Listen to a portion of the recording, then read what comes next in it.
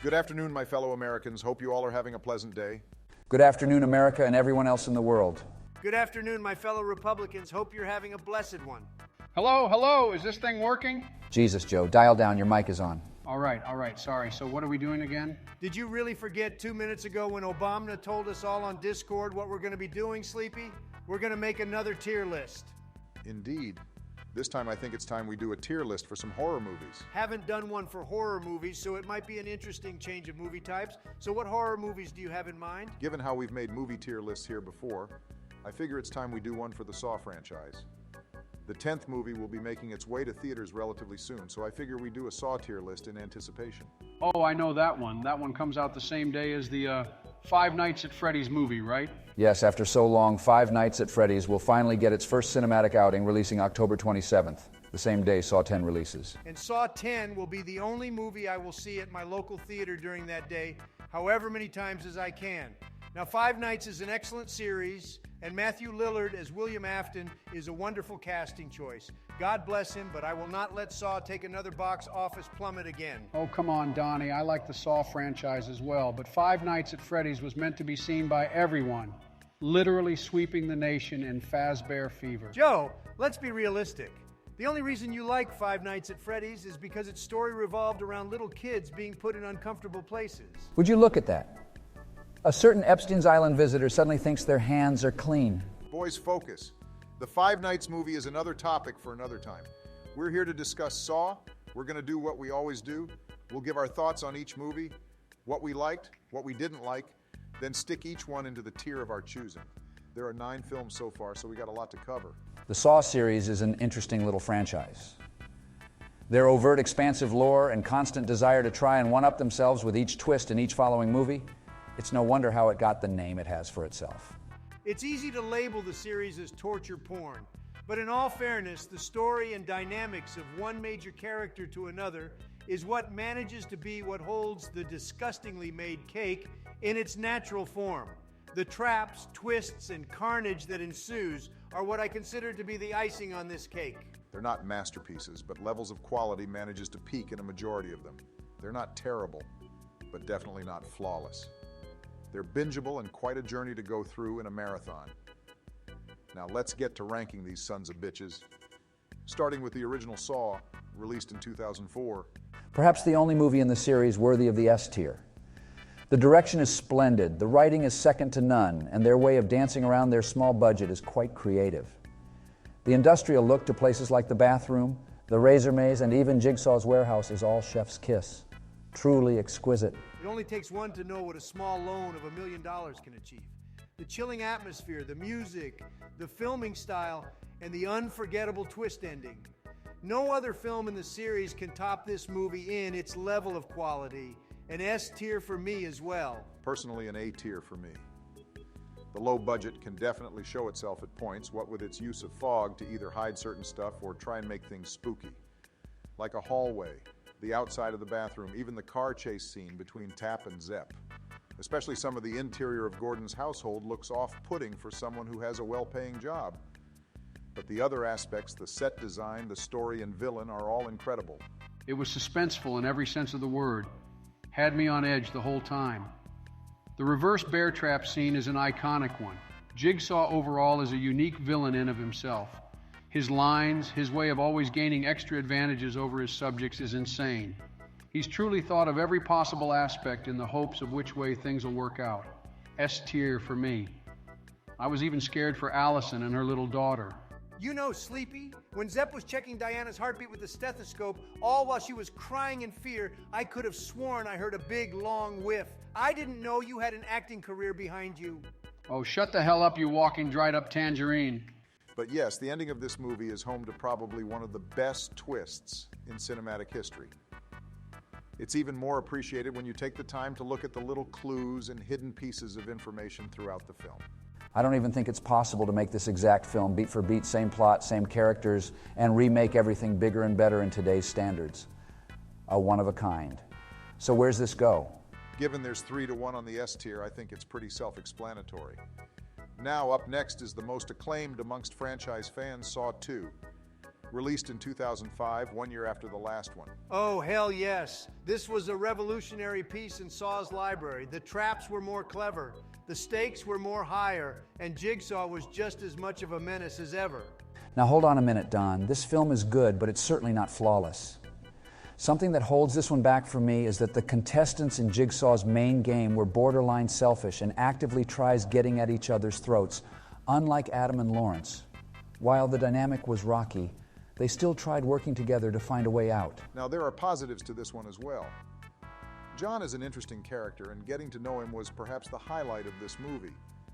His dynamic with Detective Matthews was engaging to watch, and his ultimate conclusion in this movie was a surprising one. The game long since been played, and his son was indeed in a safe place.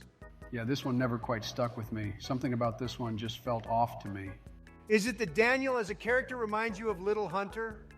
Once so small and innocent, and now he's anything but? Shut up, you orange slice. I meant with what George said.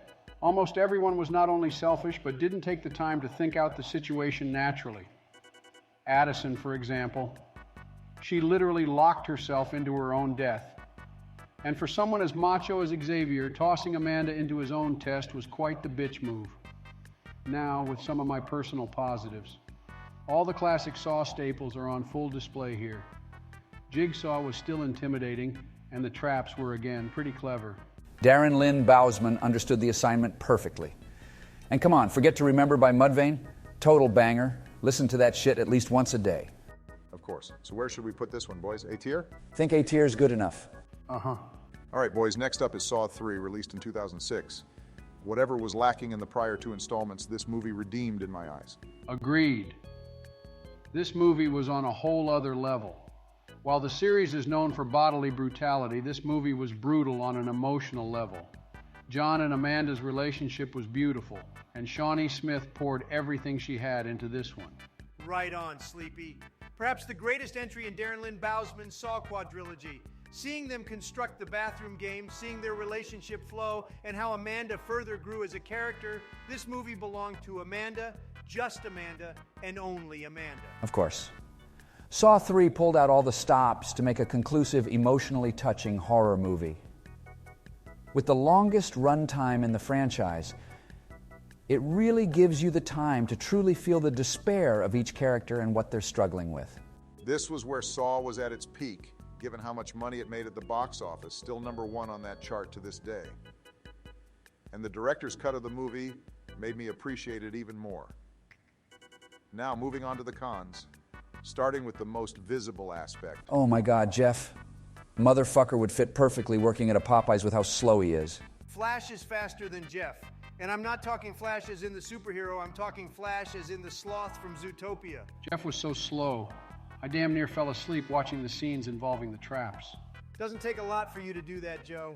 I will sympathize with him since he's been in deep despair over the loss of his son. Kind of like how Donnie was after he lost the election to me. Want to tell me how that happened, Sleepy? Quit it, you old buffoons. Anyways, Jeff was all right, though not really much of a following man we needed. Angus McFadden played him very greatly. It's not his fault.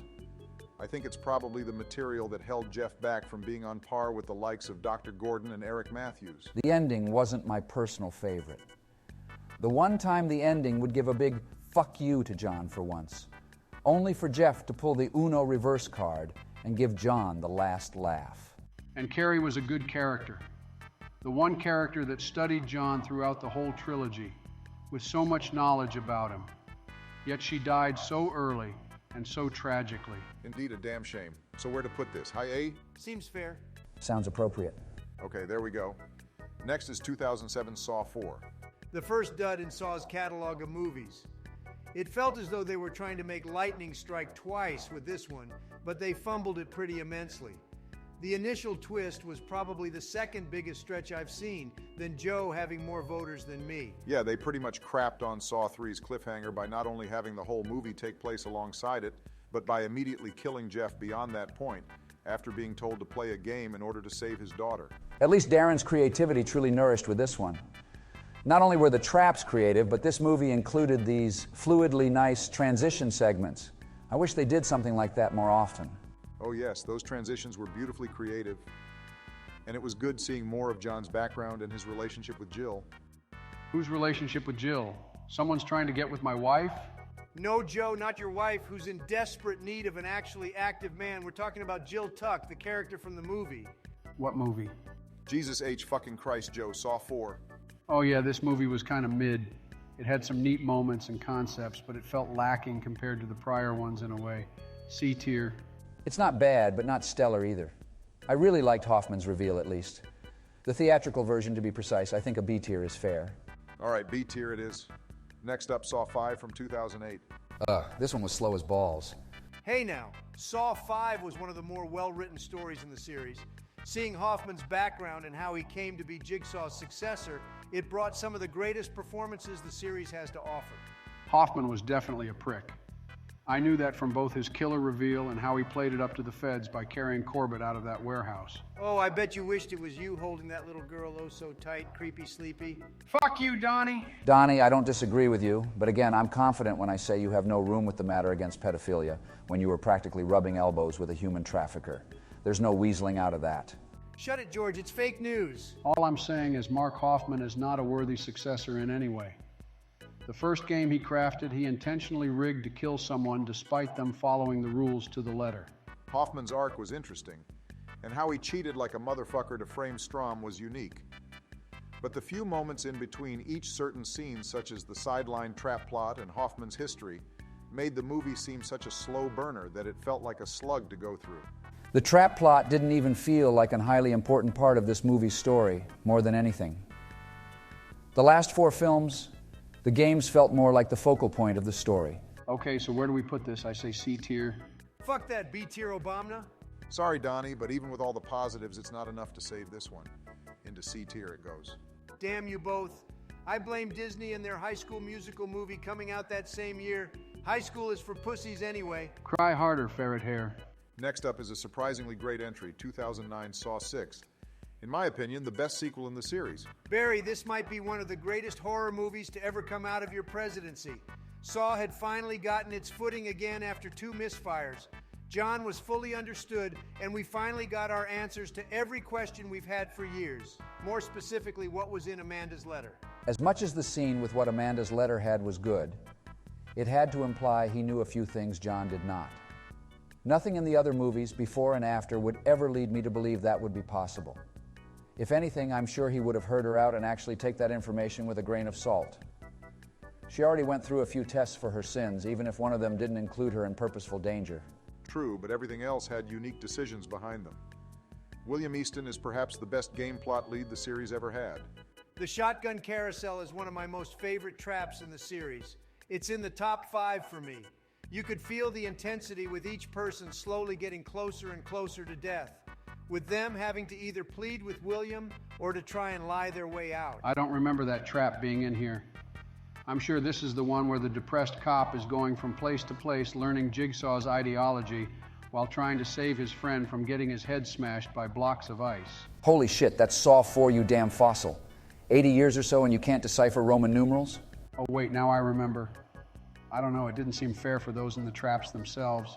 The games were meant to be about self-redemption, weren't they? William was their boss. He was the main man responsible for denying so many people health coverage, including John. So it made some sense why their lives had to be in his hands.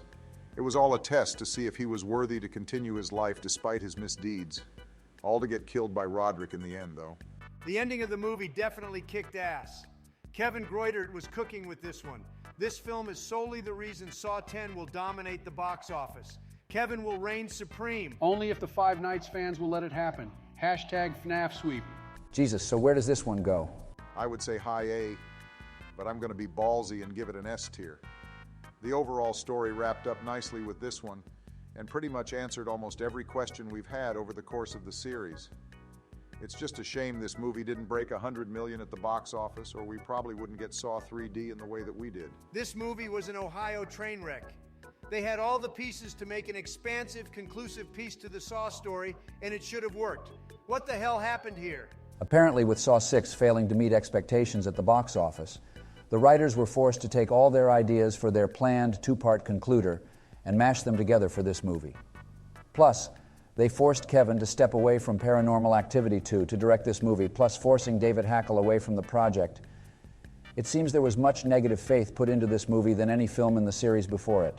Stop this malarkey at once. This film was excellent from beginning to end. What the hell? Joe, this film is objectively the worst in the series by far. It ended with more questions than answers. It's ugly to look at, and it has this strange hatred for women with the amount of brutalization they go through. I honestly expected Donnie to like it just for that alone. That's Rich Barry. Nobody on this planet is more of a woman lover than me, and that is a flat-out fact. That's a pretty rich claim, Mr. Grab 'em by the pussy. It's almost outstanding how you talk like that and expect a second term in the Oval Office just plopped into your lap. Anyways, this movie was better to look at with its bright composition, making it easier to see everything on the screen. And its pacing was excellent. Just a full hour and a half of carnage and brutalization. Joe, no Saw movie should ever be overtly bright and fast-paced. It should take all the time it needs to fully flesh out all of the plot points it needs to unravel. And the lighting of the movie makes everything look so damn flat. And the blood practically looked like Kool-Aid. This film, of course, came out during the big 3D craze that took the early 2010s by storm. Almost every movie had it. Avatar, Transformers, Ice Age, even old Pixar movies. So of course the franchise was quick to take up on that opportunity. The crazier the gimmick, the more money will be made. And it worked amazingly. This film's pure beauty and majesty can be defined in a single word. Jesus Christ. I was going to put him, Joe, whenever I think you cannot be any more utterly pitiful and senile, you never fail to shock me.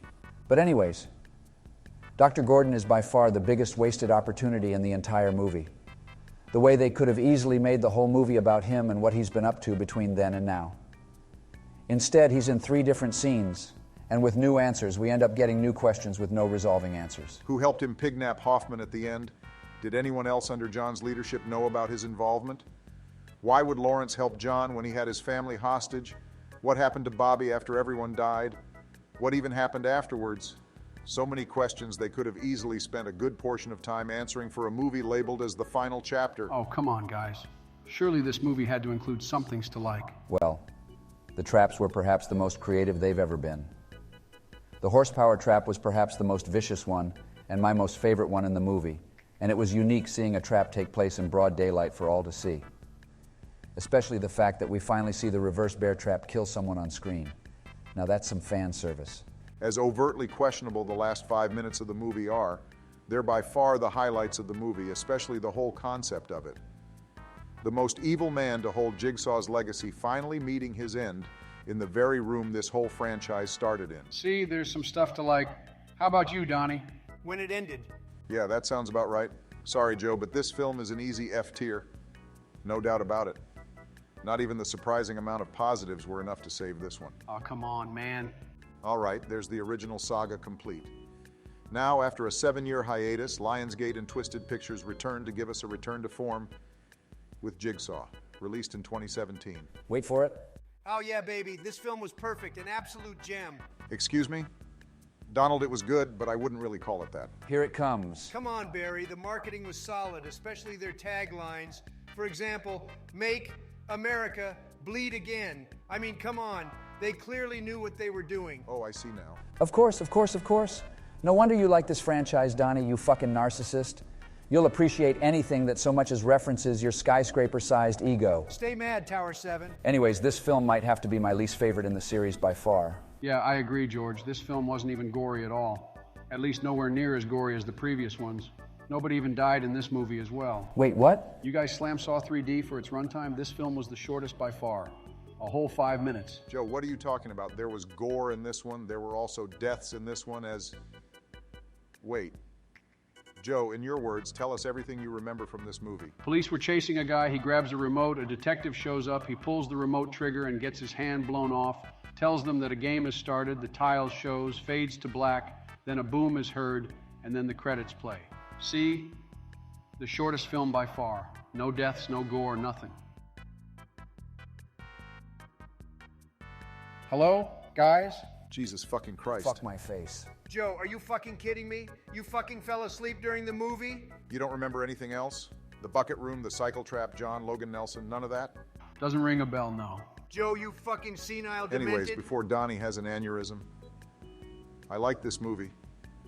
Though I do admit that this movie indeed has flaws, mostly with the way it cheats to make its story work. What with John's body disappearing with no one wondering why his coffin was already dug up, for example. Also with how these modern-designed, huge-scaled traps were constructed after Cecil's test. And before Paul's game?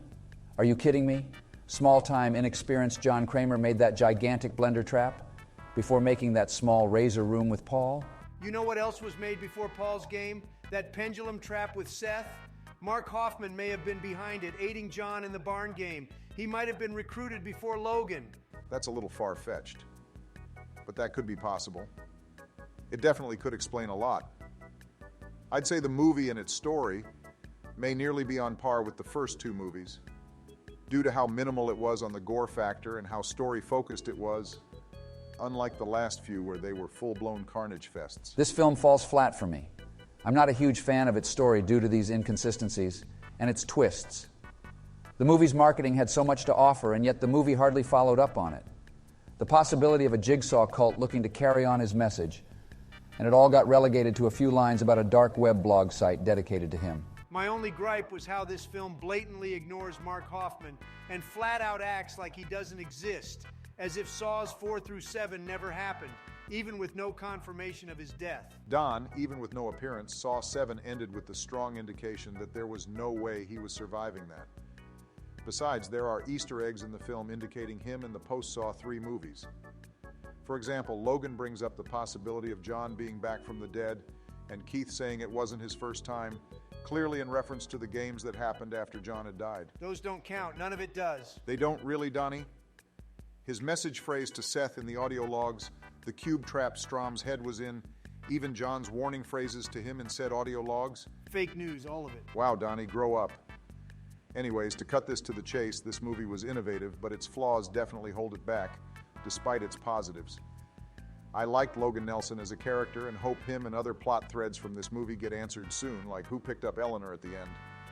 I'd say a high B sounds appropriate. Sure, go ahead. Let's just move on. All right, up next is an unexpected entry to come to the series. I say this because it starts a new story in the Saw world, and it features Chris Rock and Samuel L. Jackson. Of course, I'm talking about Spiral from the Book of Saw, released in 2021. Oh, I remember that year perfectly. Well, imagine my shock. You remember a whole 2 years ago, Sleepy. How lovely for you. It was the year I got into office, you orange shit stain. Boys, focus. This movie may have been the 9th movie in the series, but it was more of a spin-off of sorts. Again, beginning a new story, focusing on a new killer inspired by the legacy of Jigsaw. Do you remember this one, Joe? Or did you pass out on this one as well? I was, you damn Oompa Loompa. I remember this one fully. All right, I'll go first with this one. I really liked Spiral. It feels like a better jumping-on point compared to Jigsaw, mostly because it doesn't recap every plot line from the prior installments. Only that there was a man named John Kramer, who became the mastermind known as Jigsaw, and that he died. It's like one could watch this movie and then the others for more franchise context. I'm not quite a fan of this movie. Something about it, it didn't quite feel like a Saw movie to me. Well, let's see. We got a serial killer creating diabolical traps, said killer abducting people, said people waking up in said traps, said killer addressing them via TV message or cassette tape saying things like, I want to play a game, live or die, make your choice. And then the usual trap sequence play out complete with the sped up, choppy editing, and Charlie Clouser music behind it, with each of them being played out between main story moments like character relations, flashbacks, and the usual twists that string everything together. I don't know, seems like a Saw movie to me. Well, I know all that, but still, I think it all mostly has to do with the humor this movie has. Going from the opening trap to Zeke talking and joking about Forrest Gump. It all just felt really, really out of place. Joe, after your little response conference on the Nashville shootings, I feel like you are by far the last person to complain about out-of-place humor. Wait, what? I held a conference? Yes. You know, 6 lives were lost. You came out to the podium at a conference, started talking about ice cream, saying you have a whole fridge full of it, and that it was your sole purpose of being there, making everybody laugh. Just stop me if this is all coming back to you. Huh? I don't remember that. Of course you don't, you damn fossil. You can't remember a whole movie from 6 years ago, let alone anything that happened 5 minutes ago. I mean, shit. Do you even remember what we're doing right now?